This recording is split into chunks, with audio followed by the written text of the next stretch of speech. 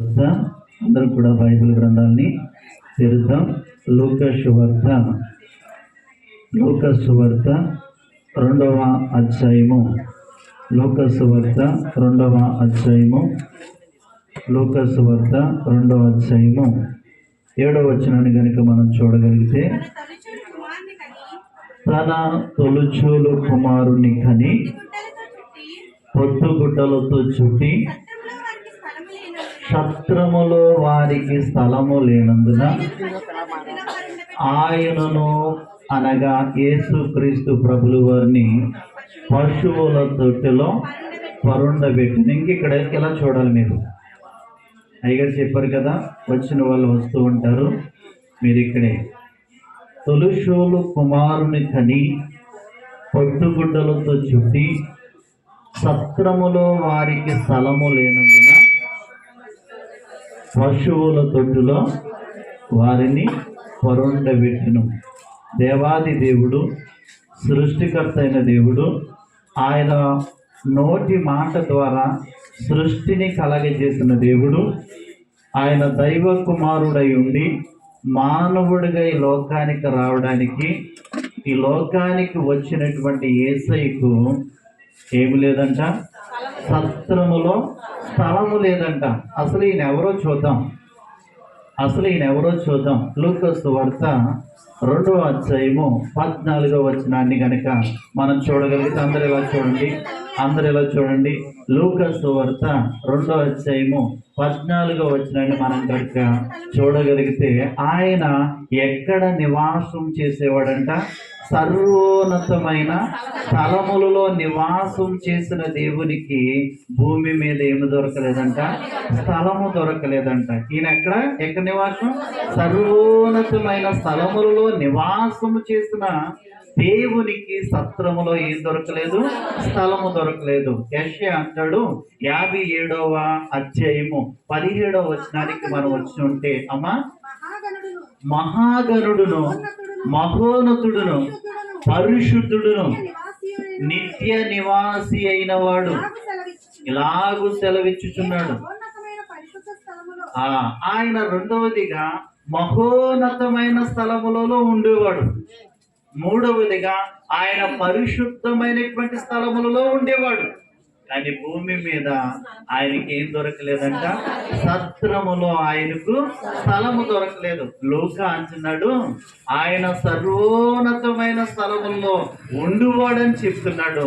యెషయా ఏమంటున్నాడంటే, ఆయన ఏమంటున్నాడు? మహోన్నతమైన స్థలములలో ఉండేవాడు అంటున్నాడు.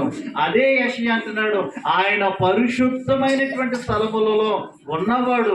అలాంటి దేవునికి భూమి మీద కీర్తనకారుడు అంటాడు, 16వ సంకీర్తన 6వ చరణంలో అంటాడు, ఆయన ఎలాంటి స్థలములో నివసించేవాడంటే మనోహరమైన స్థలములలో నివసించేవాడు. రాజుల 2వ గ్రంథంలో అంటాడు, ఆయన కెరూబుల మధ్య నివసించేవాడంట. మన దేవుడు ఆయన దైవత్వం కలిగినప్పుడు ఆయన సర్వోన్నతమైన స్థలములలో ఉన్నాడు. రెండవదిగా మహోన్నతమైన స్థలములలో ఉన్నాడు. మూడవదిగా పరిశుద్ధమైన స్థలములలో ఉన్నాడు. నాలుగవదిగా మనోహరమైన స్థలములలో ఉన్నాడు. ఐదవదిగా కెరూబుల మధ్య నివాసం చేసిన దేవుడు ఆయన మానవుడిగా రావాలని అనుకున్నప్పుడు ఈ లోకములో ఆయనకి ఏం దొరకలేదంట? స్థలము దొరకలేదంట.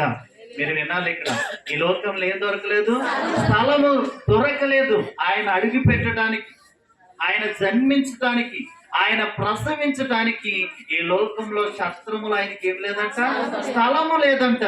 ఇంకొక మాట చెప్పనా, యేసయ్యని వెంబడించిన వారు, అయ్యా నువ్వు ఎక్కడికి వెళ్తున్నావు? నీతో పాటు మేము వస్తాము అంటే ఆయన అన్న మాట ఏంటో తెలుసా? నక్కలకు బొరియలు ఉన్నాయి, ఆకాశ పక్షులకి గూళ్ళున్నాయి, మనిషి కుమారుడు తలవాల్చుటకు స్థలము లేదంట. నక్కలకైనా బొరియలు ఉన్నాయంట, ఆకాశ పక్షులకైనా గూళ్ళు ఉన్నాయంట, కానీ మనిషి కుమారునికి, అంటే యేసు క్రీస్తు ప్రభుల వారికి తలవాల్చుటకు స్థలము లేదంట. ఇంకా కొంత ముందుకు వెళ్తే ఇంకా కొంత ముందుకు వెళ్తే యాయిరు కుమార్తె చనిపోయింది. యాయిరు యేసును బ్రతిమాలుతున్నాడు, అయా నువ్వు నా ఇంటికి వచ్చినట్లయితే నా కుమార్తె బ్రతుకుతాదంటే యేసయ్య యాయిరుతో పాటు తన ఇంటికి వెళ్ళాడు. ఇంటికి వెళ్ళినప్పుడు ఇంటి నిండా ఏడ్చేవారు ఉన్నారు, ఇంటి నిండా గోలు చేసేవారు ఉన్నారు, ఇంటి నిండా కూడా వేదన చెందేవారు ఉన్నారు. అప్పుడు యేసయ్య ఏమన్నాడో తెలుసా? ఇంటిలో ఆయనకి స్థలం ఇవ్వట్లేదు. అప్పుడు ఆయన అన్నాడు, స్థలం ఇవ్వండి అంటే ఇంట్లో కూడా ఏం లేదు, ఆయనకి స్థలము లేదు. ఇంకా ఐదవదిగా ఒక మాట చెప్తాను. యేసు క్రీస్తు ప్రభుల వారు ఈ లోకానికి వచ్చి 33.5 సంవత్సరాలు బ్రతికిన తర్వాత, శ్రమపడి సిలువలో మరణించిన తర్వాత ఆయన్ని సమాధి చేయడానికి ఏం లేదంట, ఏం లేదంట. ఆయన సమాధి చేయడానికి స్థలం లేదు. దైవత్వం కలిగిన దేవుడు, సర్వ సృష్టికర్త, ఆయన నోటి ద్వారా సృష్టిని కలగజేసిన దేవునికి ఈయన మహోన్నతమైన స్థలములో ఉన్నవాడు, సర్వోన్నతమైన స్థలములో ఉన్నవాడు, పరిశుద్ధమైనటువంటి స్థలములో ఉన్నవాడు అండి. ఇలాంటి దేవునికి భూమి మీద ఏమి లేదంట, స్థలము లేదంట. ఈరోజు ఎందుకు ఆయనకి సత్రములో స్థలము దొరకలేదు? ఏ కారణం చేత ఆయనకి సత్రములో స్థలము దొరకలేదు? ఎందువల్ల ఆయనకి సత్రములో స్థలము దొరకలేదు? ఒక 5 విషయాల్ని మీతో పంచుకుని ఇక్కడి నుంచి వెళ్ళడానికి నేను ఇష్టపడుతున్నాను. చెప్పమంటారా? ఓకే. ఇంత గొప్ప దేవుడు పరలోకాన్ని విడిచి ఎక్కడికి వచ్చారు? ఎంత కూర్చున్న వాళ్ళు కుర్చీలో కూర్చున్న తర్వాత మళ్ళీ ఎక్కడ కూర్చోలేము, కింద కూర్చోలేము. పరలోకములో ఉన్న దేవుడు ఎక్కడ కూర్చోడానికి వచ్చాడు? ఎక్కడ కూర్చోడానికి వచ్చాడు? భూలోకానికి వచ్చాడు. ఒక్కసారి మనం కుర్చీ మీద కూర్చుంటే మరలా ఎక్కడ కూర్చోలేము, కింద కూర్చోలేము. కానీ ఆయన తండ్రి కుడిపార్శ్వమున కూర్చున్నటువంటి దేవుడు, ఆయన పైన ఉన్నవాడు కింద కూర్చోడు. ఎక్కడికంటే పశువుల తుంటిలోకి ఆయన వచ్చి ఉన్నటువంటి దేవుడు. హల్లెలూయా. ఎందుకు యేసు క్రీస్తు ప్రభుల వారికి సత్రములో చోటు దొరకలేదు? ఎందుకు యేసు క్రీస్తు ప్రభుల వారికి సత్రములో వారు చోటు ఇవ్వలేదు? ఒక 5 విషయాలు మీతో చెప్పి నేను ముగిస్తాను.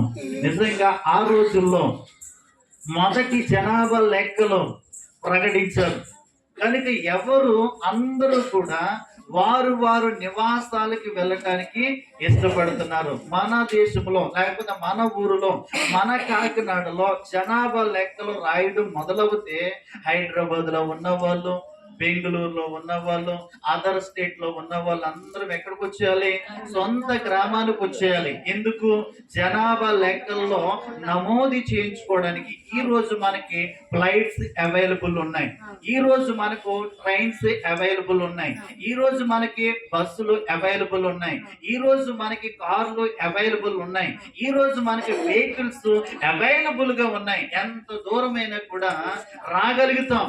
కానీ ఆ రోజు కూడా జనాభా లెక్కలు నమోదయ్యేటువంటి కాలంలో ఈ యొక్క యోసేపు మరియమ్మ గారు ఎక్కడున్నారంటే గలిలయలోని నజరేతు అనేటువంటి కుగ్రామంలో ఉన్నారు. ఇప్పుడు యోసేపుది జన్మస్థానం ఎక్కడ? యెరూషలేములో, యూదా పట్టణంలో బెత్లెహేమ్ అనే గ్రామం. కనుక ఇప్పుడు అనౌన్స్మెంట్ జరిగింది, మొదటి జనాభా లెక్కల్లో తన పేరు, తన కుటుంబం పేరు నమోదు చేసుకోవడానికి రావాలి. ఇప్పుడు గలిలయలో నుంచి యెరూషలేములోకి అనగా బెత్లెహేమ్కి 120 మైళ్ళ దూరం ప్రయాణం చేయాలి. వాళ్ళకి ఏమి లేవు, ఫ్లైట్స్ లేవు, వాళ్ళకి ఏమి లేవు, ట్రైన్స్ లేవు, వాళ్ళకి ఏమి లేవు, కార్స్ లేవు, వాళ్ళకి ఏమి లేవు, ఏ విధమైనటువంటి వెహికల్స్ లేనప్పుడు మరియమ్మ ఇప్పుడు ఎలా ఉందంటే నిండుతో ఉంది. ఇలాంటి సమయంలో వాళ్ళకు ఉన్నటువంటి ఒకే ఒక వెహికల్ గాడిద. అందులోకి వాళ్ళు 120 మైళ్ళ దూరం ప్రయాణం చేయాలంటే వారు నిరుపేదలే. ఎలా చెప్తారు పాస్టర్ గారు అంటే, యేసు క్రీస్తు ప్రభుల వారు పుట్టిన తర్వాత 8వ దినాన్ని దేవాలయానికి తీసుకుని వెళ్ళినప్పుడు వాళ్ళు పువ్వుల చేతను వారు తీసుకెళ్లారు. అంటే ఉన్న వాళ్ళు రిచ్ పర్సన్స్ గొర్రెను బలిగా ఇస్తారు. వీళ్ళు ఏమీ లేనటువంటి స్థితిలో అంటే వడ్రంగి పని చేసుకుంటున్నటువంటి యోసేపు 120 మైళ్ళ దూరం ప్రయాణం చేయాలంటే ఆమె ఒట్టిది కూడా కాదు మరియమ్మ గారు. ఇప్పుడు వాళ్ళకి పోషకాలు అవసరమై ఉంది, వాళ్ళు నిరుపేదలై ఉన్నారు. వారు ఎన్ని మైళ్ళ దూరం అంటే 120 మైళ్ళ దూరము ప్రయాణం చేయాలి. వాళ్ళ వెహికల్ ఏంటంట? గాడిదే వాళ్ళ వెహికల్. నేను అంటాను ఇలా వినాలి, నేను అంటాను వాళ్ళకి ఎన్ని నెలలు పట్టిందో నాకు తెలియదు, వాళ్ళకి ఎన్ని రోజులు పట్టిందో నాకైతే తెలియదు, కానీ వాళ్ళు అలా వెళ్తూనే ఉన్నారు. ఎందుకు?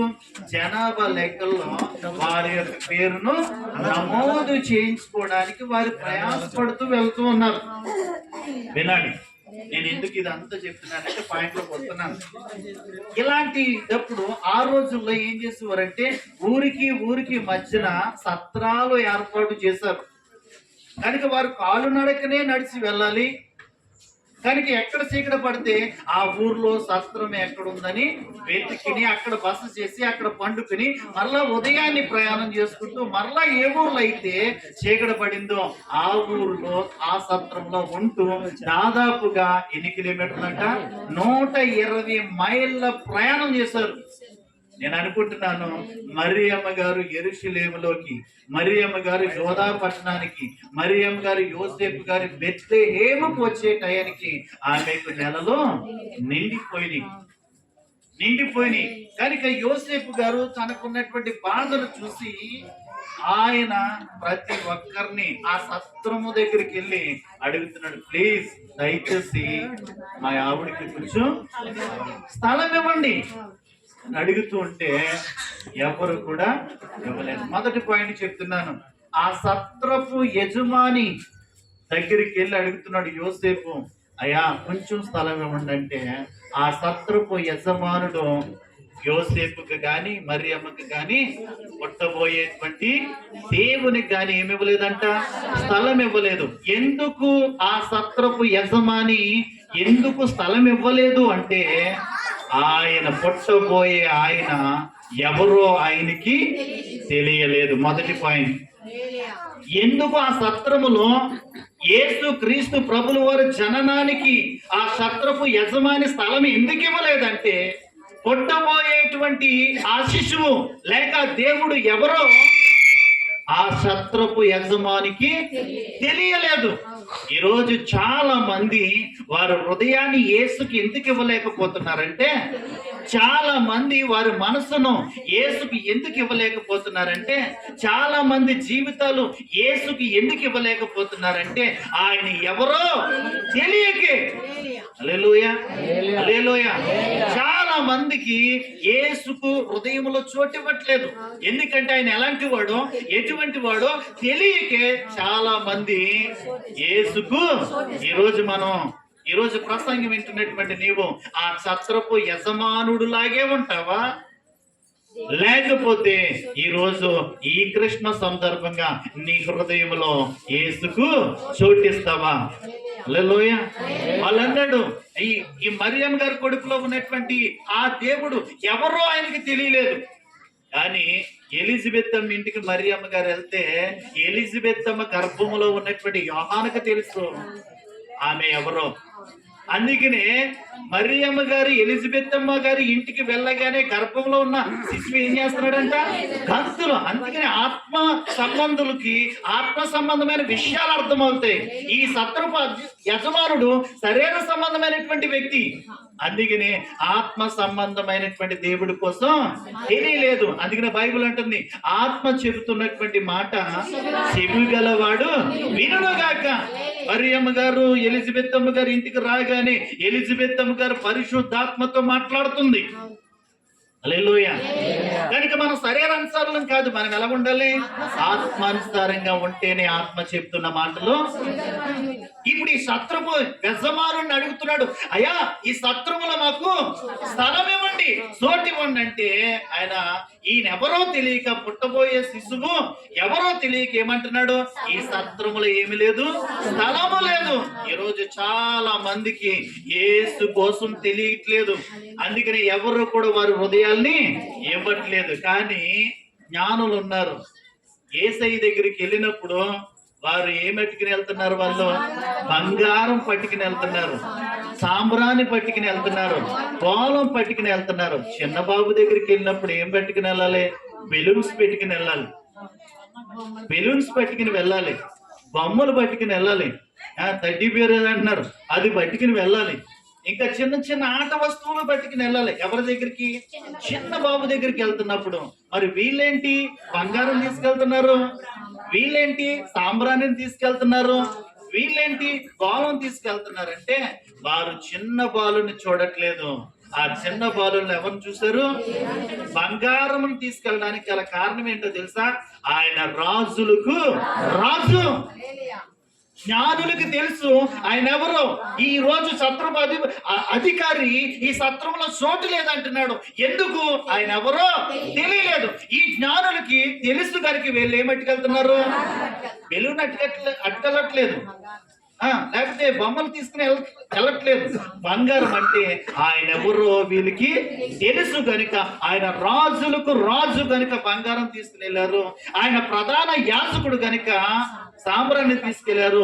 ఆయన మరణించి తిరిగి లేస్తాడని తెలిసి కోలం తీసుకుని వెళ్ళారు. ఇవాళ నీకు యేసు తెలుసా? ఈరోజు ఇక్కడ ఉన్నటువంటి మీకు యేసు తెలుసా?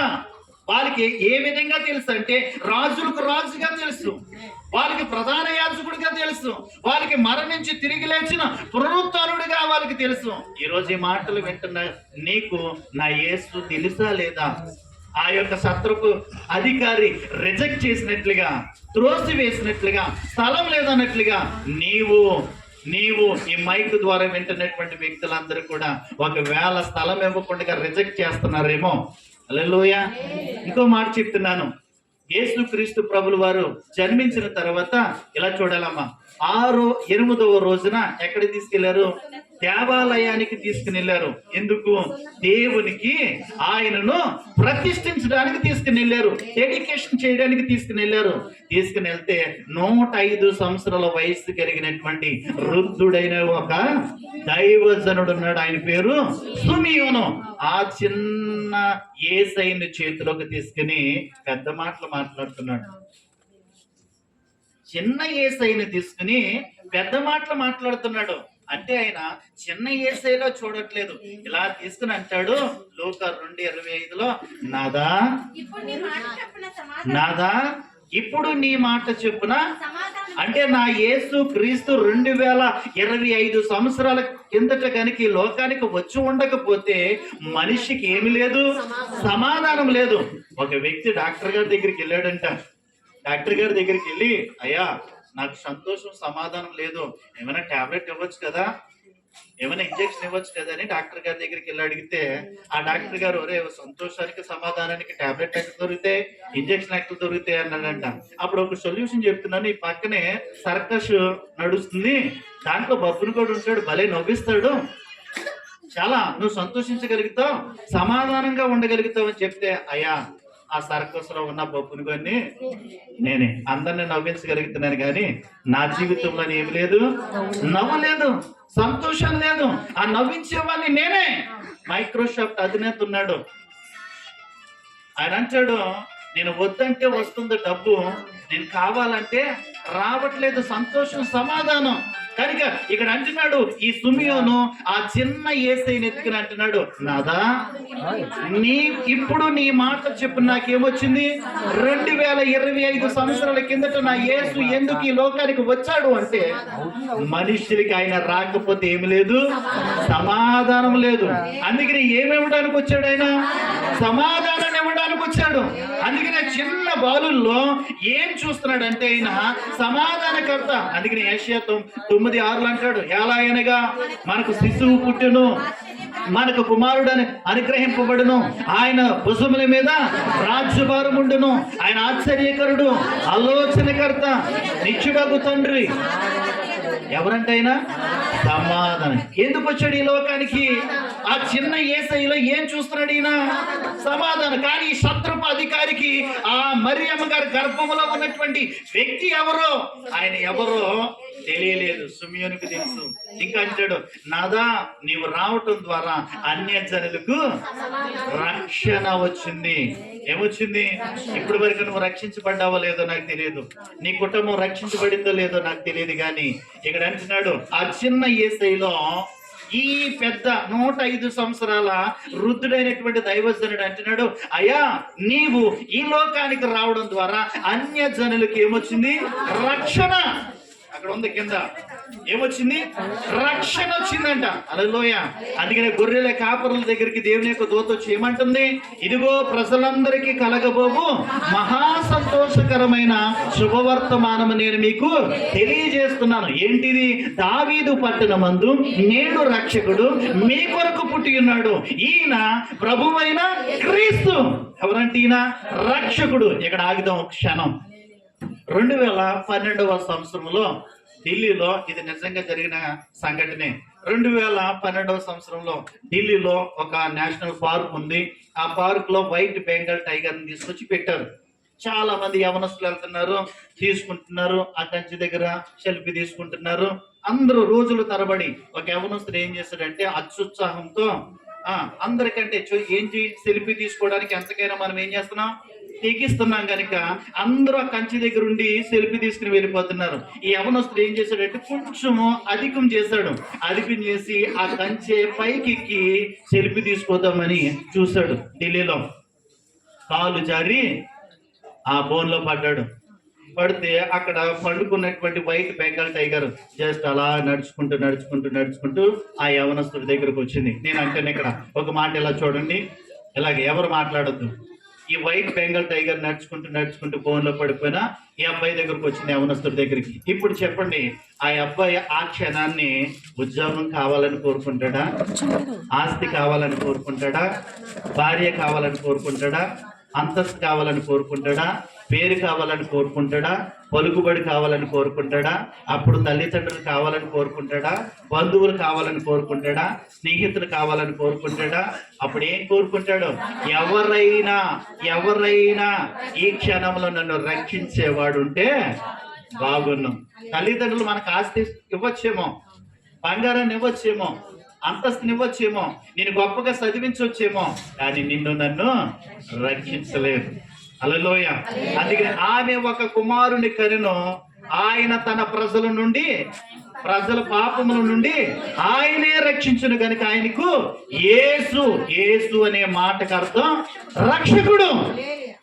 ఎందుకు యేసయ్య 2025 సంవత్సరాల కిందటి ఈ లోకానికి వచ్చాడు అంటే మానవ జాతికి రక్షణ. ఈ బోనులో ఉన్న కుర్రోడికి ఏం కావాలి? ఇప్పుడు నన్ను ఎవరైనా వచ్చి రక్షించుంటే బాగున్నాం, ఇంకేం కావాలని కోరుకోవడం. కనుక ఆ సమయంలో రక్షణ కావాలి. ఎందుకు రక్షణ కావాలి? దేనికి రక్షణ కావాలంటే పరలోకంలోనే మొట్టమొదటిగా పాపం జరిగింది. అక్కడ దేవుని దూతలు దేవుని కంటే హెచ్చించుకున్నారు. అంటే హెచ్చించుకోవడం కూడా పాపమే. రెండో పాపం జరిగింది, ఆదామును అవ్వను ఏదోను వనంలో పెట్టినప్పుడు ఆజ్ఞాతిక్రమం చేయడము పాపమే. మూడో పాపం జరిగింది, కయ్యను హేబేలును చంపడం. అంటే ఇప్పుడు మానవుల్లో ఏముంది? పాపపు బీజం ఉంది. ఇంకా బాగా చెప్తాను, ఇలా వినండి. మన ఆర్గన్, కడుపులో స్టమక్ లో ఒక ఆర్గన్ పాడైపోయిందన్న విషయం మనకి ఎలా తెలుస్తుంది అంటే కొన్నిసార్లు తలపోటు రావచ్చు, కొళ్ళు తిరగచ్చు, నీరసం రావచ్చు, కాళ్ళు లాగొచ్చు, బలహీనం అయిపోవచ్చు. ఎందుకు? ఇవి సిమ్టమ్స్. అంటే లోపల తెగులు ముదురుతుందని. ఇది తెగులు కాదు. తల తిరగడం తెగులు కాదు, తలపోటు రావడం తెగులు కాదు, బలహీన పడిపోవడం తెగులు కాదు. ఎక్కడుంది తెగులు? లోపల ఏదో ఒక ఆర్గన్ ఏమైపోతుంది?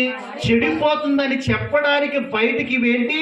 సంకేతాలు, సిమ్టమ్స్. అంటే పాపము అనేది అక్కడి నుంచి ఉంది కనుక, మనిషిలో పాపపు బీజం ఉంది కనుక మనిషి పాపం చేస్తున్నాడు. ఆజ్ఞాతిక్రమమే పాపం, పాపం వల్ల వచ్చే జీతం మరణం. ఇప్పుడు నేను ఇందాక బోర్లో చెప్పిన కుర్రోన్ని ఎవరో రక్షించలేరు. ఆ సమయాన్ని వారి తల్లిదండ్రులు అక్కడున్నా కూడా వాళ్ళ ఫోన్లో దూకే సాహసం ఎవరో చేయరు. కనుక యేసు క్రీస్తు ప్రభులు వారు అంటాడు, అపొస్తలుడైనటువంటి పౌలు గారు అంటాడు రోమా పత్రికలో, నీతిమంతుడు లేడు, ఒక్కడను లేడు, అందరూ పాపం చేసి దేవుడు అనుగ్రహించు మహిమను. అంటే యేసయ్య ఏమి ఇవ్వడానికి వచ్చాడు? రక్త ప్రోక్షణ లేనిదే పాప క్షమాపణ లేదు. కనుక యేసయ్య మానవ జాతి కొరకు రక్తము చిందించి మనందరి పాపమును తుడిచి వేసి ఆయన బిడ్డలుగా మార్చుకోవడానికి వచ్చాడు ఈ లోకానికి. హల్లెలూయా. కనుక ఈ చిన్న బాలుల్లో ఆయన సమాధానకర్తను చూశాడు, ఈ చిన్న యేసయ్యలో ఆయన రక్షకును చూశాడు. ఇంకా అంటాడు, నాదా నీవు రావటం ద్వారా ఆ ఇశ్రాయేలు ప్రజలకు ఆదరణ. అంటే యేసయ్య ఈ లోకానికి రాకపోతే సమాధానం లేదు, ఈ లోకానికి రాకపోతే రక్షణ లేదు, ఈ లోకానికి రాకపోతే ఆదరణ లేదు. అంటే సమాధానం ఇచ్చేవాడెవరు? యేసుక్రీస్తు ప్రభుల వారే. రక్షించిన వాడెవరు? యేసుక్రీస్తు ప్రభుల వారే. ఆదరణ ఇచ్చేవాడెవరు? యేసు ప్రభు. ఇంకా కొంచెం ఎదరికెళ్తాను. అదే మందిరంలో ఒక వృద్ధురాలు ఉంది అన్న. ఆమె కూడా యేసయ్యను ఎత్తుకుని ఆ చిన్న యేసయ్యలు ఎవరిని చూస్తుందంటే సృష్టికర్తను చూసి, అయ్యా నీవు రావడం ద్వారా మాకేమొచ్చింది? విమోచన. అంటే ఈరోజు చాలా మంది దేనికో దానికి బంధించబడే ఉన్నారు, విడుదల లేని వారిగానే ఉన్నారు, కష్టపడే ఉన్నారు. కనుక ఈ యొక్క అన్న అంటుంది, అయ్యా నీవు ఈ లోకానికి రావడం ద్వారా మాకేమొచ్చిందంటే ఏమొచ్చింది? విమోచన. ఒకవేళ నువ్వు బంధించబడ్డావా, ఒకవేళ రక్షణ లేకుండా ఉన్నావా, ఒకవేళ సమాధానం లేకుండా ఉన్నావా, నా యేసయ్య 2025 సంవత్సరాల కిందట సమాధానాన్ని తీసుకుని వచ్చాడు. 2025 సంవత్సరాల కిందట రక్షణ తీసుకుని వచ్చాడు. నువ్వు నరకానికి పోవలసిన పనేం లేదు. యేసు క్రీస్తుని నీ నోటితో ఒప్పుకొని దేవుడు ఆయనను మృతుల్లోంచి లేపడని నీ హృదయం అందు విశ్వాసించిన ఎడలా నువ్వేం పొందుకుంటావు? రక్షణ పొందుకుంటావు. హల్లెలూయా. ఎందుకు ఈ సత్రపు అధికారి వారికి స్థలం ఇవ్వలేదంటే ఆయన ఎవరో వారికి తెలియనందున సత్రములో స్థలం ఇవ్వలేదంట. మొదటి పాయింట్. ఎందుకు ఇవ్వలేదు స్థలం? యేసు ఎవరో, ఇప్పుడు ఆ ప్రసవించబోతున్న వారెవరో, భూమి మీదకి రాబోతున్న వారెవరో తెలుసుంటే ఎందుకు తెలియలేదు? అతను ఆత్మానుసారుడు కాదు. ఆయన ఎలాగున్నాడు? శరీరానుసారుగా ఉన్నాడు. కనుక అక్కడి నుంచి అంటున్నాడే సత్రంలో స్థలం లేదు అంటున్నాడు. అంతే. ఎందుకు? మొదటి కారణం, పుట్టబోయే ఆయన ఎవరో ఆయనకి తెలియలేదు కనుక సత్రంలో. కనుక యేసు ఇంకా నీకు ఎవరో తెలియకపోతే చాలాసార్లు రిజెక్ట్ చేస్తూ వస్తున్నావేమో, చాలాసార్లు తృణీకరిస్తూ ఉన్నావేమో. ఈ క్రిస్మస్ సందర్భంగా ఆ సత్రపు అధికారిలాగా నీ మనసును కఠినపరుచుకోకు.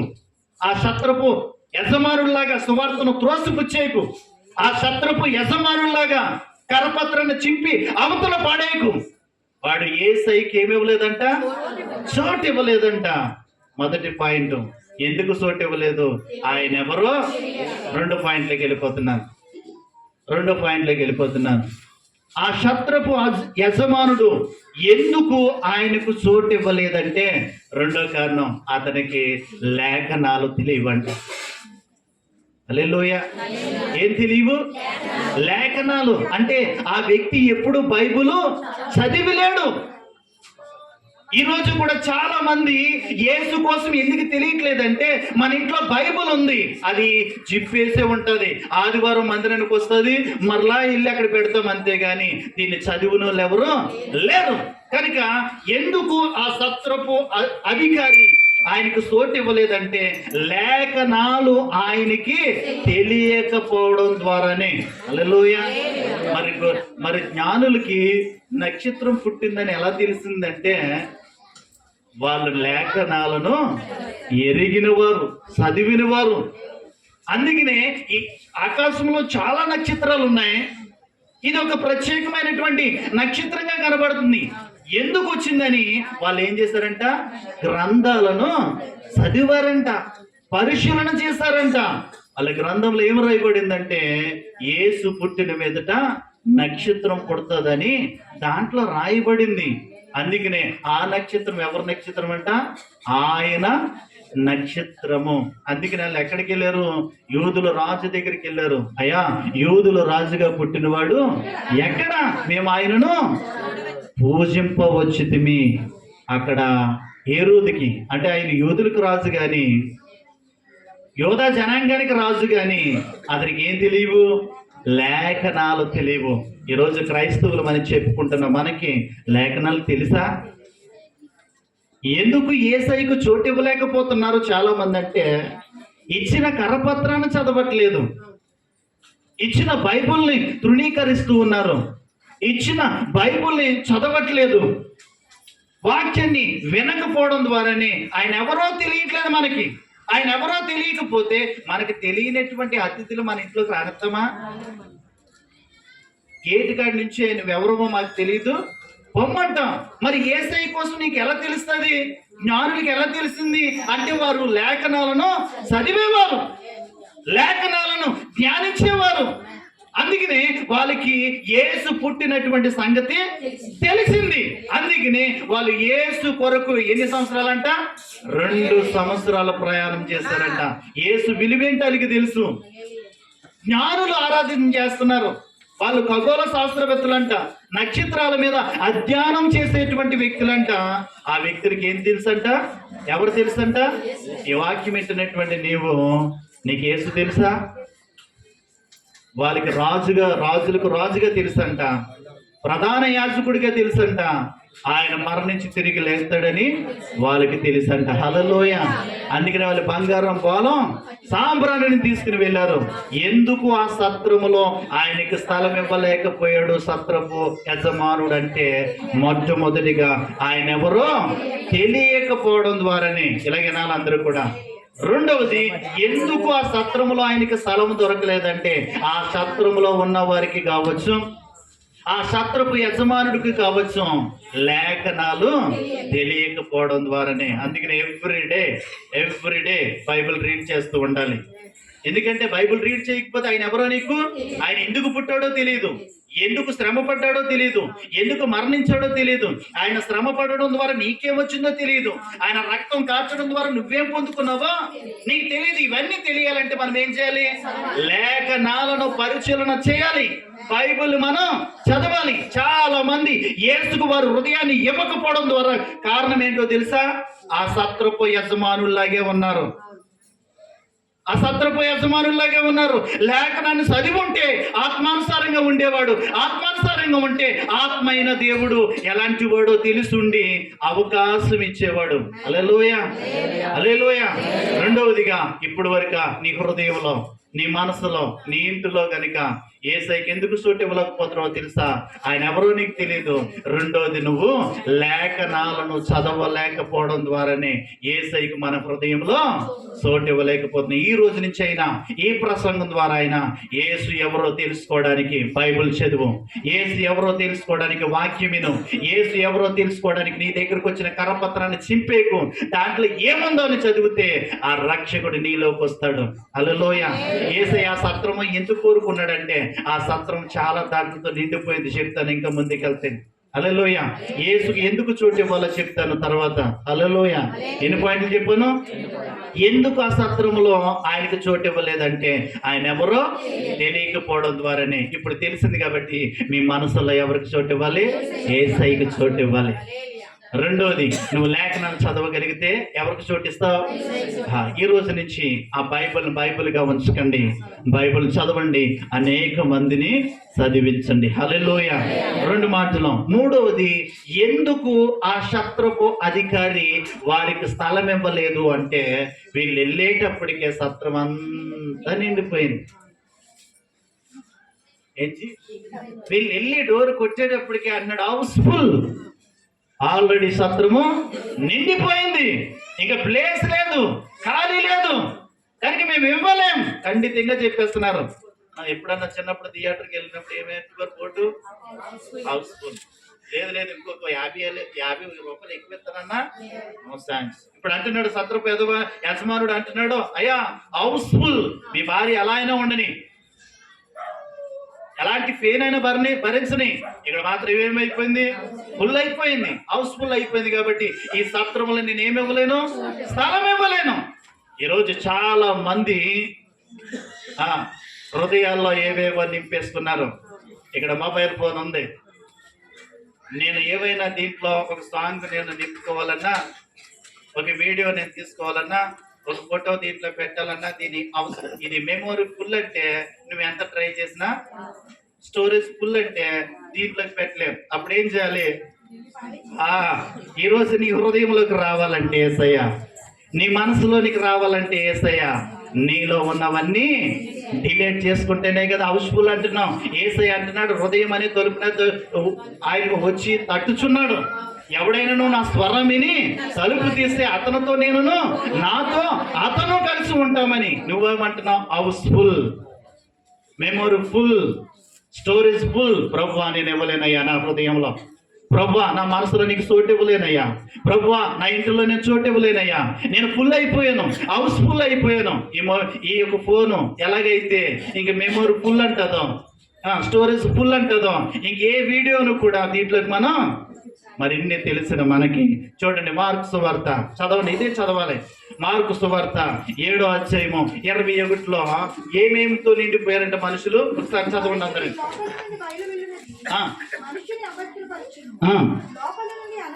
లోపల నుండి అనగా అంటే మనిషిలో ఏమి స్టోరేజ్ అయిపోయినాయో చెప్తున్నాను. ఎందుకు యేసయ్యకు మనసు ఇవ్వలేకపోతున్నారు, యేసయ్యకి ఎందుకు హృదయాన్ని ఇవ్వలేకపోతున్నారంటే చాలా వాటిల చేత మీరు ఆల్రెడీ నింపేశారు. మీరు హౌస్ఫుల్ అయిపోయారు, నిండిపోయారు. ఏమి నిండిపోయారంటే మార్క్ అంటున్నాడు 7వ అధ్యాయం, అమ్మా మీ హృదయంలో దురాలోచనలు నిండిపోయినాయి. అమ్మా చారత్వంతో నిండిపోయారు, దొంగతనంతో నిండిపోయారు, అమ్మా నరహత్యతో నిండిపోయారు, వ్యభిచారంతో నిండిపోయారు. అమ్మా అలాగా 13 దాంట్లతో నిండిపోయారండి మనుషులు. అందుకనే ఈ సత్రపు యజమానుడు హౌస్ఫుల్ అయిపోయింది అంటున్నాడు. ఈ సత్రం ఎవరికి సాదృశ్యంగా ఉందంటే మనకే. అప్పుడు సత్రం దగ్గరికి వెళ్ళి అడిగాడు, ఇప్పుడు నీ హృదయం దగ్గరికి వచ్చి అడుగుతున్నాడు. అప్పుడు సత్రంలో చోటిమ్మన్నాడు, ఇప్పుడు నీ హృదయంలో వాడన్నాడు సత్రపు అధికారి హౌస్ఫుల్. ఈరోజు నీవు దేంతో నింపబడ్డావు? చాలా మంది వ్యభిచారంతో నింపబడ్డారు, చాలా మంది డ్రగ్స్తో నింపబడ్డారు, చాలా మంది కుట్రలతో నింపబడ్డారు, చాలా మంది లోకంలో ఉన్న పాపంతో నింపబడ్డారు, చాలా మంది ఈ లోక ఆశలతో నింపబడ్డారు. యేసయ్య అంటున్నాడు నేను వస్తాను అంటే హౌస్ఫుల్ అంటున్నాం. యవనస్తులు కావచ్చు, పెద్దవారు కావచ్చు, ఇక్కడ 13 రకాల పాపములతో నిండిపోయారంట మనుషులు. అందుకని ఎవరు కూడా యేసయ్యకు ఏ మనిషి కూడా ఏమివ్వట్లేదు? స్థలం ఇవ్వట్లేదు. నువ్వు సత్రం కోసం చెప్పట్లేదు నేను. ఆ సత్రపు అధికారి అంటున్నాడు ఇది ఫుల్ అయింది, ఇక్కడ దీంట్లో ప్లేస్ లేదు. నువ్వు అంటున్నావు యేసయ్య మాటలు వినడానికి నేను ఫుల్ అయిపోయాను, నా చెవుల గుండా వెళ్ళం, నా హృదయంలోకి వెళ్ళం. ఎందుకంటే నా హృదయము ఈ లోకంలో ఉన్న వాటితో నింపబడి ఉంది. మరి నింపబడితే యేసయ్యకు నువ్వు ఎలాగివ్వగలుగుతావు చోటు? ఈరోజు దేవుడు మాట్లాడుతున్నాడు, నువ్వు డిలీట్ చేయి. ఈ ఫోన్లో నేను కొన్ని డిలీట్ చేస్తేనే కొత్తవి నేను నింపగలుగుతాను. కనుక ఈరోజు నువ్వు ఏ పాపంతో నింపబడ్డావో, ఏ వ్యభిచారంతో నింపబడ్డావో, ఏ డ్రగ్స్తో నింపబడ్డావో, ఏ కుట్రలతో నింపబడ్డావో, ఏ మానభంగంతో నువ్వు నింపబడ్డావో, ఇక్కడ అంటున్నాడు 13 రకాల పాపముల చేత మనుషులు తన హృదయాన్ని ఏం చేసుకున్నారంట? నింపేసుకున్నారంట. యేసయ్య అడుగుతున్నాడు ప్లేస్ ఇస్తావా? నేను నిన్ను నీతిమంతుడిగా మార్చాలనుకుంటున్నాను. ప్లేస్ ఇస్తావా? అపరిశుద్ధంగా ఉన్న నిన్ను పరిశుద్ధంగా మార్చాలనుకుంటున్నాను. ప్లేస్ ఇస్తావా? అక్రమంగా నడుస్తున్న నిన్ను క్రమంగా చేస్తాను. ప్లేస్ ఇస్తావా? నేను నిన్ను నా కుమార్తెగా, నా కుమారుడిగా మార్చుకుంటాను. ప్లేస్ ఇచ్చాడు జక్కయ్య, ప్లేస్ ఇచ్చాడు జక్కయ్య. యేసు ఎవరో చూడాలనుకున్నాడు. యేసు ఎక్కడికి వెళ్ళిపోయాడు? ఇతడును అబ్రహాము కుమారుడే. మార్చేశాడు బతుకుని. ఈరోజు ఈ క్రిస్మస్ ద్వారా నీ స్థితిని మార్చాలనుకుంటున్నాడు, నీ బ్రతుకును మార్చాలనుకుంటున్నాడు, నీ కుటుంబాన్ని మార్చాలనుకుంటున్నాడు. అప్పుడు వరకు లంచాలతో నిండిపోయాడు, అవినీతితో నిండిపోయాడు, అక్రమముతో నిండిపోయాడు, పాపముతో నిండిపోయాడు జక్కయ్య. ఆయన ఎవరు? ట్యాక్స్ కలెక్టర్, గవర్నమెంట్ ఆయన కలెక్టర్. కానీ ఆ రోజు అనుకున్నాడు, ఈయనెవరో చూడాలి, ఈ మీటింగ్ ఏం జరుగుతుందో, ఇక్కడ ఏ ప్రసంగము చెప్పబోతున్నారో అని. ఒకవేళ జక్కయ్యలాగా నువ్వు వచ్చుంటే, జక్కయ్య లైఫ్ స్టైల్ ఏసై వచ్చినప్పుడు మారిపోయింది. ఎవరండి? ఎదర సెక్యూరిటీ, వెనకాల సెక్యూరిటీ, ఎదర కార్లే, వెనకాల కార్లే. ఎవరు వెనకాల? జక్కయ్య వెనకాల. ఎవరి దగ్గరకు వచ్చాడు దేవుడు?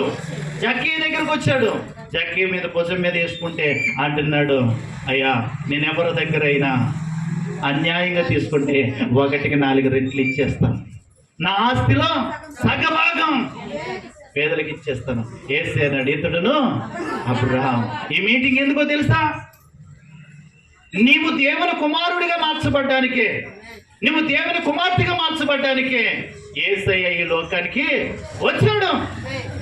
హల్లెలూయా. కనుక శత్రుపు అధికారులేగా ఈ మెసేజ్ నాకు వద్దండి, ఈ మాటలు నాకు వద్దండి, ఈ బైబిల్ నాకు వద్దండి, ఈ కరపత్రం నాకు వద్దండి, యేసు నాకు వద్దండి అంటే ఆయన ఒక్కడ మాత్రమే రక్షించేవాడు. వేరే ఆపర్చునిటీ లేదు, వేరే ఆపర్చునిటీ లేదు. వేరే మార్గం ఉందా? లేదు. మీ దగ్గరికి రావడానికి ఏదైనా మార్గం ఉందా? నాకు 4-5 ప్లేసుల్లో ఉంటే మీ మీటింగ్ దగ్గరికి నేను రాగలుగుతాను. పరలోకానికి ఒకే ఒక్క మార్గం.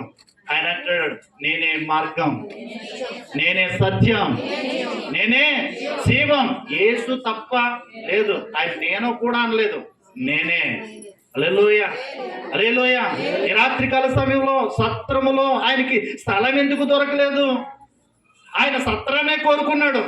ఆ సత్రం ద్వారా చాలా మంది నింపబడి ఉన్నారు. వారి జీవితాలు మార్చాలని, వారి బ్రతుకులు మార్చాలని ఆయన ఎక్కడికి వచ్చాడు? సత్రం దగ్గరికే వచ్చాడు. హల్లెలూయా, హల్లెలూయా. కనుక ప్రియ దేవుని మొదటి మాట చెప్పాను, ఎందుకు ఆయనకు సత్రంలో చోటు ఇవ్వలేదంటే ఆయన ఎవరో ఆ సత్రపు అధికారికి తెలియలేదు. ఇప్పటి వరకు యేసు ఎవరో నీకు తెలియకపోతే నువ్వు యేసయ్యకి ఇవ్వలేవు చోటు. రెండవది, ఆ శత్రుపు అధికారి లేఖనాలను ఎరగకపోవడమే, వాక్యం వినకపోవడమే, వాక్యం చదవకపోవడమే ఆయన ఎవరో తెలియలేదు. మూడవది, ఆ శత్రుపు యజమానుడు ఎందుకు స్థలం ఇవ్వలేదంటే ఆల్రెడీ నింపబడ్డాడు. ఈ లోకంతో నింపబడ్డాడు, ఈ లోక పాపంతో నింపబడ్డాడు, ఈ లోక ఆశలతో నింపబడ్డాడు, ఈ లోక కోరికలతో నింపబడ్డాడు. అందుకని ఎవరికి స్థలం ఇవ్వలేకపోతున్నాడు? యేసయ్యకి. ఈరోజు చాలా మంది యవనస్తులు చాలా మంది చోటు ఇవ్వలేకపోతున్నారు. ఎవరికి? యేసయ్య అడుగుతున్నాడు, ప్లీజ్ నాకు చోటిస్తే నీ లైఫ్ స్టైల్ నేను మార్చాలనుకుంటున్నాను. 4వ పాయింట్లోకి వచ్చి నేను ముగింపులో తీసుకుని వస్తాను. 4వ పాయింట్ ఏంటో తెలుసా? హల్లెలూయా. ఆ శత్రుపు అధికారికి జాలి గాని, దయ గాని, కనికరము గాని, సమర్పణ గాని లేదు. మళ్ళా చెప్తున్నాను, ఆ శత్రుపు అధికారికి జాలి గాని, కనికరము గాని, ప్రేమ గాని, సమర్పణ గాని లేదు. ఒక బస్సులో మనం టికెట్ కొనుక్కుని ప్రయాణం చేస్తున్నాం అనుకోండి. ఒక బస్సులో టికెట్ కొనుక్కుని ప్రయాణం చేస్తూ ఉంటే అందరూ టికెట్ కొనుక్కుని బస్సులో కూర్చున్నాం. బస్సు కదిలింది, కొంత దూరం వెళ్ళిన తర్వాత ఒక నిండుతో ఉన్నటువంటి ఆమె చేయి పెట్టి ఆపింది. బస్సుడు ఆపాడు, ఆమె ఎక్కింది. అప్పటికే సీట్లన్నీ ఏమైపోయినాయి? ఫుల్ అయిపోయినాయి. మనం అందరం కూడా డబ్బులు పెట్టి కొనుక్కున్నాం. ఆమె ఏమో నిండు చూడాలిగా ఉండి సీటు కోసం అందరి వైపు చూస్తుంది. మనకి ప్రేమ ఉంటే, మనకి జాలి ఉంటే, మనకి కనికరం ఉంటే, మనకి సమర్పణ ఉంటే, నేను డబ్బులు పెట్టుకున్నాను, నేను ఎందుకు ఇస్తాను? ఆవిడ ఎలా చూద్దాం, ఆవిడ గారేమంటదేమో. అప్పటి వరకు సెల చూసుకుంటాం. అప్పటి వరకు ఏమీ చదవలేని వాళ్ళు ఏదో పేపర్ పెట్టుకుంటాం. ఎందుకు? ఎవరని చెప్పలేక. మనమందరం బస్సులో ఉన్నాం, మనమందరం టికెట్లు కొనుక్కున్నాం, మనమందరము కూడా ఆ నిండు చూలాలని బస్సులో చూస్తున్నాం. ఆమె ఏం చేస్తుందంటే, ఎక్కడైనా ప్లేస్ దొరుకుతుందా? ఎవరైనా ప్రేమ చూపించేవారు ఉంటారా? ఎవరైనా కనికరించే వాళ్ళు ఉంటారా? ఎవరైనా దయ చూపించేవారు ఉంటారా? ఎవరైనా సమర్పణ కలిగి ఉంటారేమో అని అన్ని ప్లేసుల్ని ఎదుగుతుంది. కానీ మనమందరం కూడా మొక్కల్ని నిజమే కదా. యేసు ఈ లోకానికి రాకపోతే ప్రేమ ఎందుకు వస్తుంది మనకి? యేసు ఈ లోకానికి రాకపోతే ఒకరి మీద ఎందుకు జాలి పడతాం? యేసు ఈ లోకానికి రాకపోతే మనకి ఎందుకు దయ ఉంటుంది? యేసు ఈ లోకానికి రాకపోతే మనకి ఎందుకు సమర్పణ ఉంటుంది? కనుక సత్రపు అధికారి కూడా అదే చేశాడు. మనం ఏం చేస్తాం?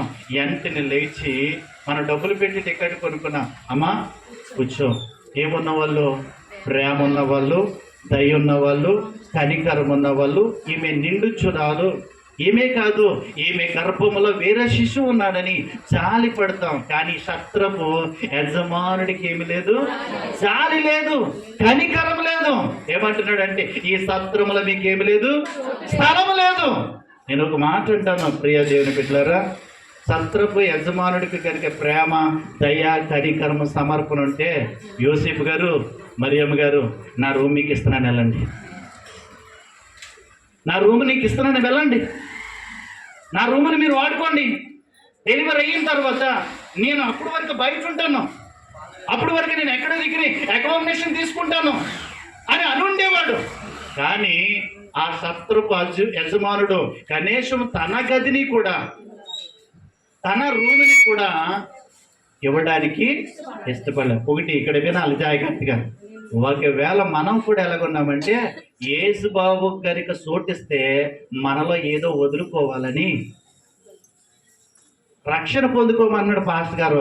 రక్షణ పొందుకుంటే నేను మరి తాగొద్దా? ఆయనకు చోటిస్తే తాగకూడదు, ఆయనకు చోటిస్తే నేను తిరగకూడదు, ఆయనకు చోటిస్తే నేను మత్తు తీసుకోకూడదు, ఆయనకి నేను చోటిస్తే డ్రగ్స్ తీసుకోకూడదు, ఆయనకి నేను చోటిస్తే మందిరం మానకూడదు, ఆయనకి నేను చోటిస్తే వాక్యం చదవాలి. కనుక నేను ఆయనకు చోటిచ్చానంటే ఎన్ని వదులుకోవాలి. కనుక నేను ఎందుకు సమర్పణ కలిగి ఉంటాను? ఈరోజు చాలా మంది ఏంటో తెలుసా, వాక్యం వినట్లేదు. యేసు బాబుకి చోటిస్తే నేను అన్ని వదులుకోవాలని యేసు బాబునే వదులుకుంటున్నారు, కానీ యేసు బాబుకి చోటు ఇవ్వట్లేదు. హల్లెలూయా. అంటే మనకేమి లేదు, సమర్పణ లేదు. మరియమ్మ దగ్గరకు వచ్చి అడిగింది, నీ గర్భము కావాలంటే సమర్పణ కలిగించింది. అందుకని ఇప్పుడు అందరూ, అప్పుడు వ్యభిచారన్నారు, ఇప్పుడు ధన్యురాలు అంటున్నారు.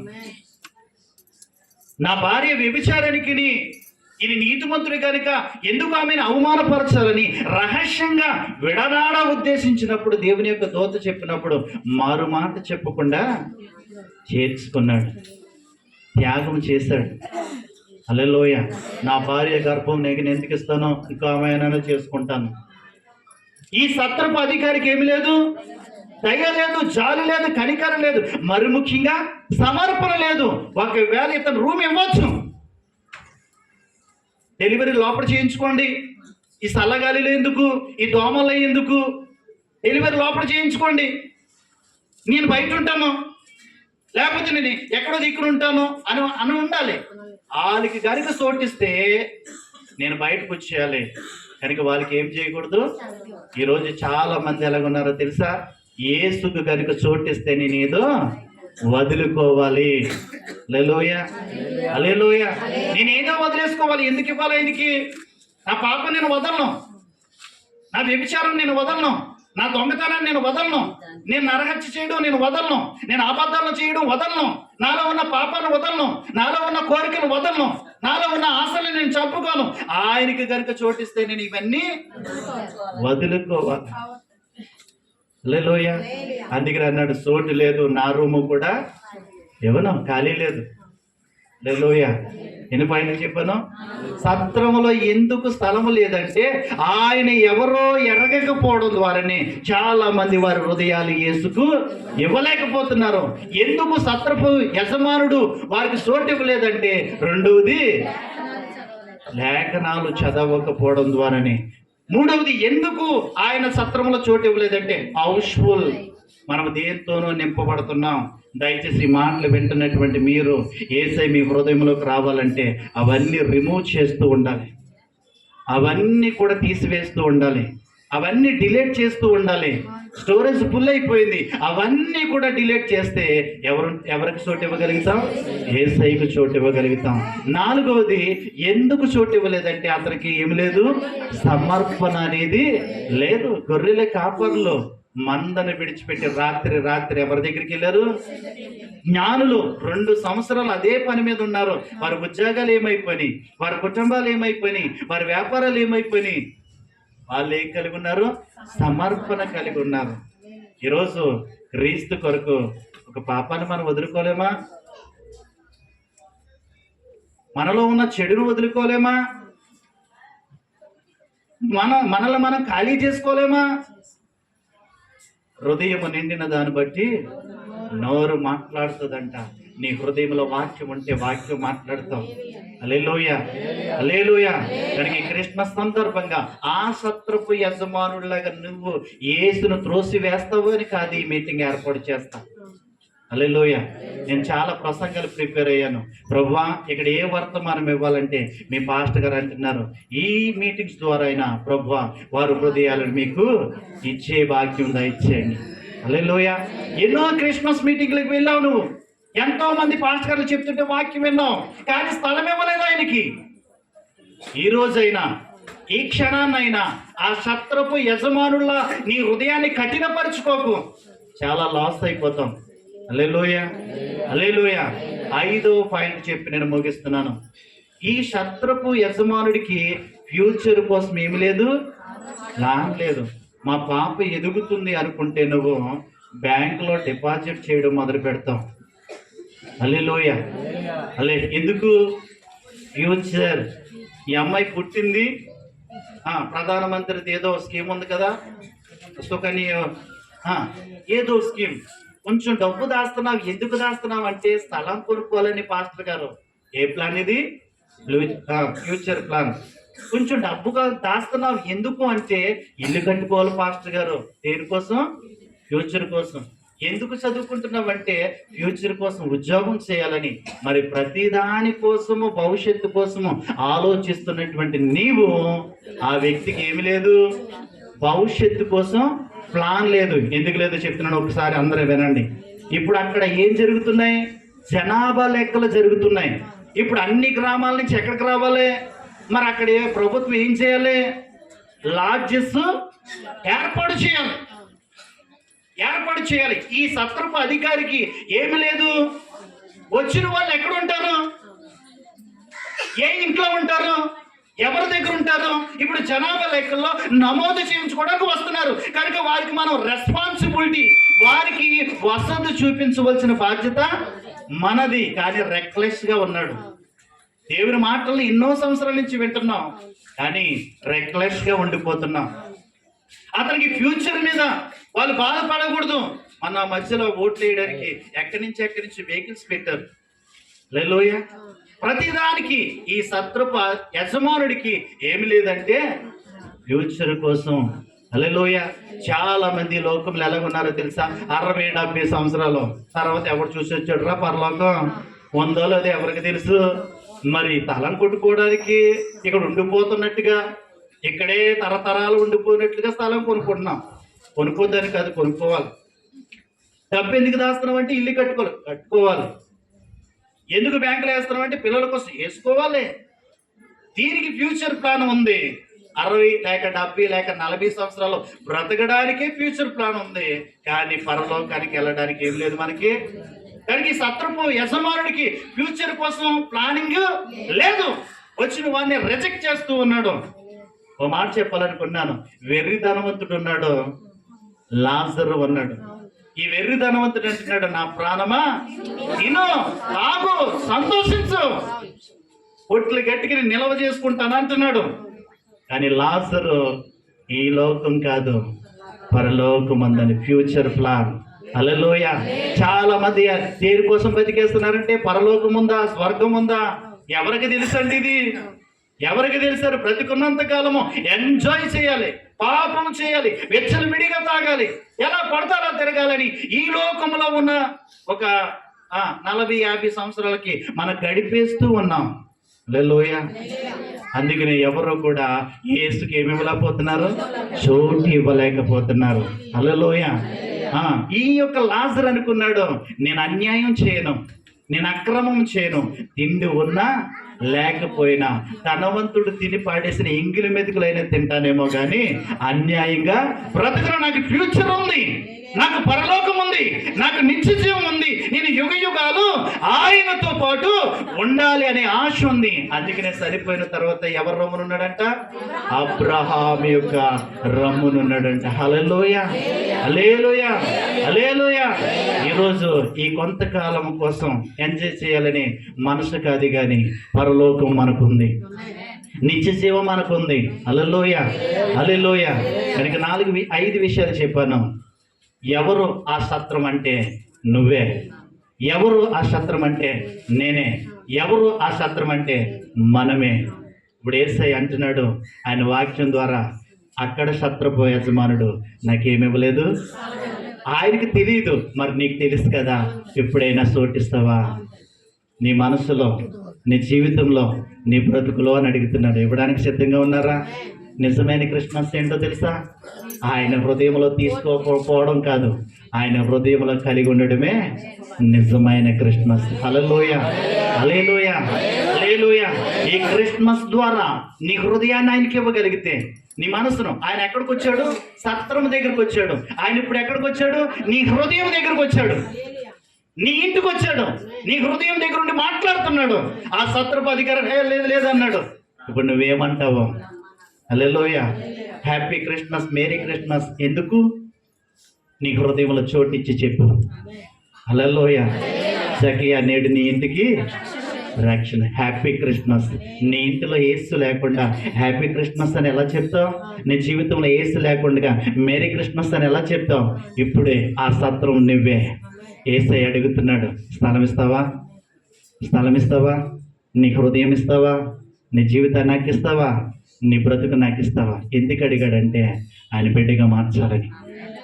హల్లెలూయా. పరలోకానికి నిన్ను వారసులుగా చేయడానికి. రెండవది, ఎందుకు అడిగాడైనా? సత్రంలో ఉండడానికి. ఎందుకు ఇవ్వలేకపోయాడు? లేఖనాలు.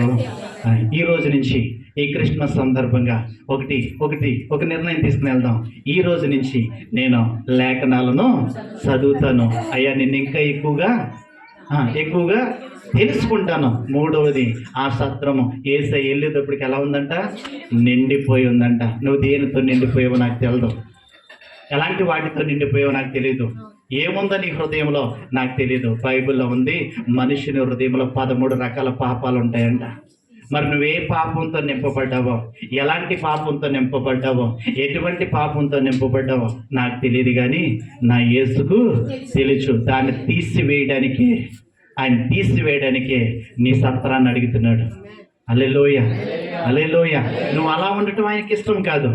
ఎందుకు వచ్చాడంటే, మనం కుళ్ళిపోయిన 1 కేజీ వంకాయలు తీసుకోవడానికి గుట్టంతా ఏడతాం కానీ పుచ్చుకొని తీసుకో.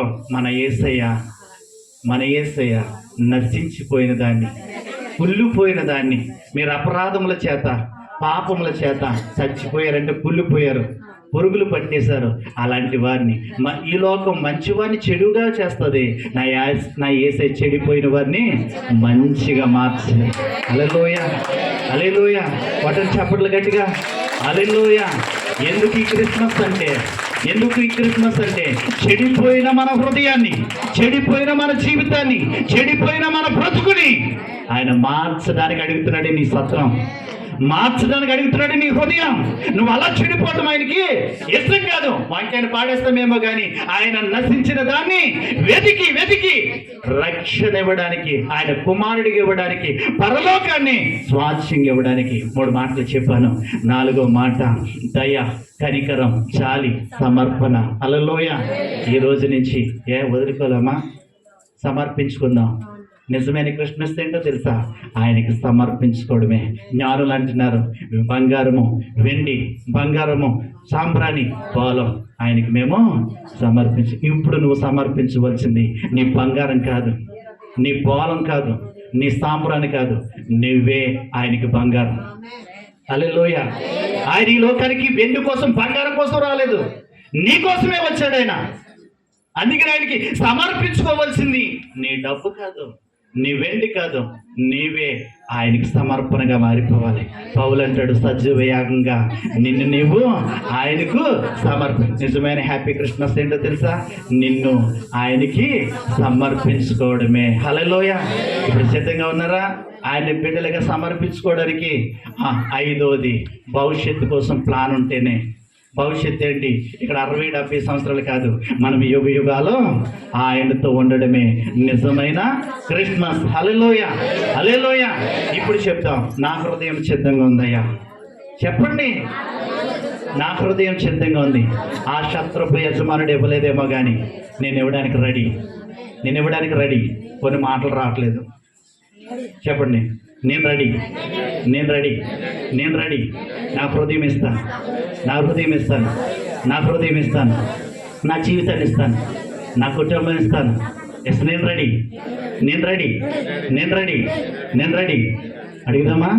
రండి పరిశుద్ధాత్ముడా, రండి పరిశుద్ధ. అందరం అడుగుదాం, రండి పరిశుద్ధాత్ముడా, రండి అందరం. ఎక్కడికి? స్వాగతం భయా పరిశుద్ధాత్ముడా, స్వాగతం భయా. మా నాయకుడవు, మా నావికుడవు, మా బోధకుడవు, మా స్నేహితుడవు. మా నాయకుడవు, మా నావికుడవు, మా బోధకుడవు, మా స్నేహితుడవు. రండి పరిశుద్ధాత్ముడా. అందరం రండి. మీరే వాయిద్యాలు ఎటు కనపడాలి? రండి పరిశుద్ధాత్ముడా, రండి పరిశుద్ధాత్ముడా. అందరం వినట్లేదు, చెప్పండి వాయిద్యాలు మీరే. స్వాగతం భయా పోయబడిన అభిషేక తైలము వాలే నా శిరసు పైకి రండి దేవా. అడుగుదాం, పోయబడిన అభిషేక తైలము వాలే నా శిరసు పైకి రండి దేవా. రండి పరిశుద్ధాత్ముడా, రండి అందరం చెప్పకూడదు. రండి పరిశుద్ధాత్ముడా, రండి అందరం. వడిగా ప్రవహించే నా దేవాలే నా హృదయములోనికి రండి దేవా. వడిగా ప్రవహించే నా దేవాలే నా హృదయములోనికి రండి దేవా. రండి పరిశుద్ధాత్ముడా. అందరం రండి అందరం. ఆమేన్. రండి పరిశుద్ధాత్ముడా, రండి పరిశుద్ధాత్ముడా, స్వాగతం భయా పరిశుద్ధాత్ముడా, స్వాగతం భయా పరిశుద్ధాత్ముడా, స్వాగతం భయా. హల్లెలూయా, హల్లెలూయా. నిజమైన క్రిస్మస్ ఏంటో తెలుసా? ఈరోజు నీ హృదయంలో ఆ శత్రుపు యజమానుడు రిజెక్ట్ చేశాడు, ఆ భాగ్యం నీకు నాకు వచ్చింది. హల్లెలూయా, హల్లెలూయా. నిజమైన క్రిస్మస్ ఇంకా యేసుకుని హృదయం ఇవ్వకపోతే, యేసుకుని జీవితం ఇవ్వకపోతే, యేసయ్య నీ కుటుంబంలోకి ఇంకా ఆహ్వానించకపోతే, అయ్యా ఈరోజు ఈ క్రిస్మస్ ద్వారా నువ్వు నాతోనే మాట్లాడావు. ఆయన నా హృదయం వేటితోనే నింపేసుకున్నాను, ఈరోజు ఖాళీ చేసుకోబోతున్నాను, నేను ఖాళీ అవుతున్నాను. మీరు రండి ప్రభువా, నా హృదయంలోనికి రండి అని అడుగుదాం. చిన్న ప్రార్థన చేసి నేను ముగిస్తాను. మా ప్రేమ నమ్మకమైనటువంటి మా యేసుక్రీస్తు ప్రభువా, ఈరోజు ఎవరైతే వారి హృదయాన్ని నీకు ఇవ్వాలనుకున్నారో, ఎవరైతే వారి మనసుని నీకు ఇవ్వాలనుకున్నారో, ఎవరైతే వారి బ్రతుకుని ఇవ్వాలనుకున్నారో, ఇప్పుడే వారిని తాకండి, వారి హృదయంలోనికి వెళ్ళండి ప్రభువా. ఆ వ్యసనాల నుంచి విడుదల కలగచేయండి. ఇప్పుడే నిన్ను స్వంత రక్షకుడిగా అంగీకరించే భాగ్యం వారందరికీ దయచండి. వారిని నీ కుమార్తెగా, నీ కుమారుడిగా మీరే మార్చి మీ నామానికి మహిమ తెచ్చుకోమని యేసయ్య నామములో అడుగుచున్నాం తండ్రి, ఆమేన్. అందరం ఒక్కసారి లేచి నిలబడదామా? Happy happy Christmas, merry merry Christmas. Happy happy Christmas, merry merry Christmas. ఇప్పుడు యేసయ్యకు నేను హృదయం ఇచ్చాను అన్న వాళ్ళందరూ గట్టిగా చెప్తారు, happy happy Christmas, merry merry Christmas, happy happy Christmas.